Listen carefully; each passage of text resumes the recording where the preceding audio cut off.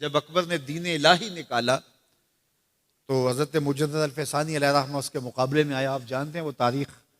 تو اس نے کہا تھا کہ السلام علیکم یہ مسلمانوں کا شعار ہے. تو ایک نیا لفظ لے کر آتے ہیں. جب بھی کوئی کسی کو ملے تو اس کو کہے اللہ اکبر, وہ بھی جواب میں کہے اللہ اکبر. یہ اپنی طرف سے وہ نئی چیز لے کر آیا.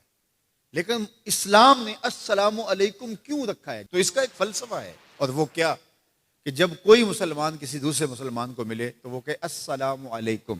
اس کا مطلب ہے تیرے اوپر سلامتی ہو.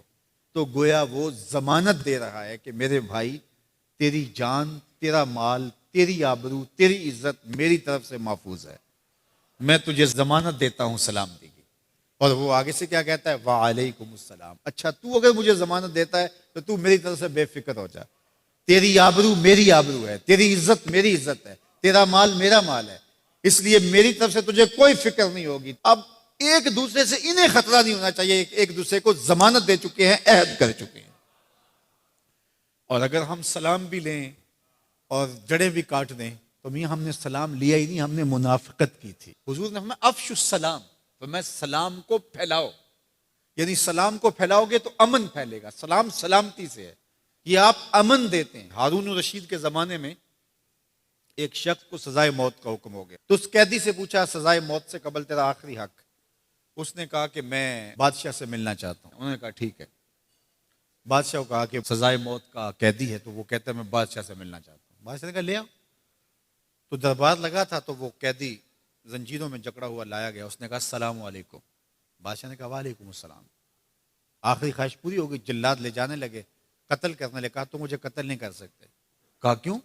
کہا بادشاہ نے میری ضمانت دے دی ہے, مجھے آزاد کر دیا.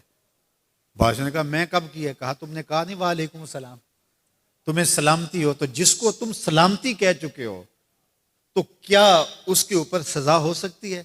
تو بادشاہ مسکرانے لگا, کہا جاؤ میں نے اس کو آزاد کیا. وعلیکم السلام کہہ دیا تو پھر سلامتی ہوگی نا.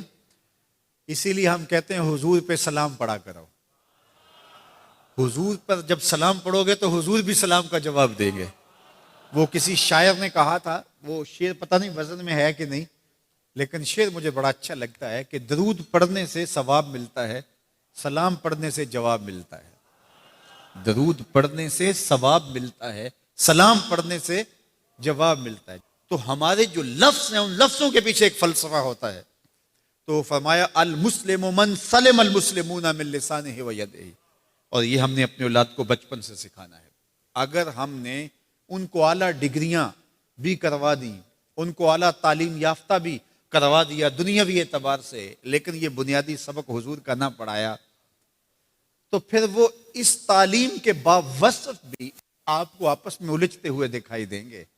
اعلیٰ ڈگریوں کے باوجود بھی آپ ایک دوسرے کا گریبان ان کو نوچتا ہوا آپ دیکھیں گے, اس لیے کہ انہوں نے اسلام کا یہ بنیادی سبق تو ماں کی گود سے پڑھا ہی نہیں ہے. یہ پڑھانا ہے کہ مسلمان وہ ہوتا ہے جس کے ہاتھ سے اور جس کی زبان سے دوسرا مسلمان محفوظ رہے. مجھے بتاؤ, جس کو یہ سبق اس کی ماں نے پڑھایا ہو, جس کو سبق اس کے باپ نے پڑھایا ہو, تو وہ کسی مومن کی ماں کو گالی دے سکتا ہے, کسی کے باپ کو گالی دے سکتا ہے, کسی کا گریبان پکڑ سکتا ہے, کسی کو تھپڑ مار سکتا ہے, کسی پہ زیادتی کر سکتا ہے؟ کبھی نہیں کرے گا, اس لیے کہ اس کو حضور کا فرمان یاد ہے کہ مسلمان ہوتا ہی وہ ہے جس کی زبان اور ہاتھ سے دوسرے محفوظ ہو. ہم نے یہ سیکھنا ہے اور اپنے عمل کے اندر اس کو داخل کرنا ہے کہ ہمارے رویے اتنے خوبصورت ہوں, ہمارا طرز زندگی اتنا خوبصورت ہو کہ ہمارا پتہ چلے کہ ہم حضور کے غلام ہوتے ہیں. ہمیں خوبصورت رویوں کا درس دیا گیا ہے, ہمیں خوبصورت رویوں کو اختیار کرنے کی تعلیم دی گئی ہے.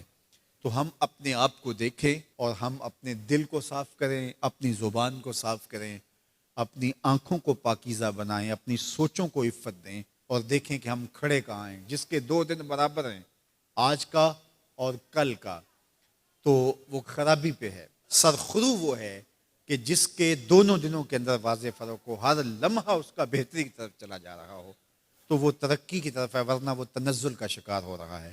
تو ہمیں یہ سبق دیا گیا کہ قد افلح من تزکا, کامیاب وہی ہوا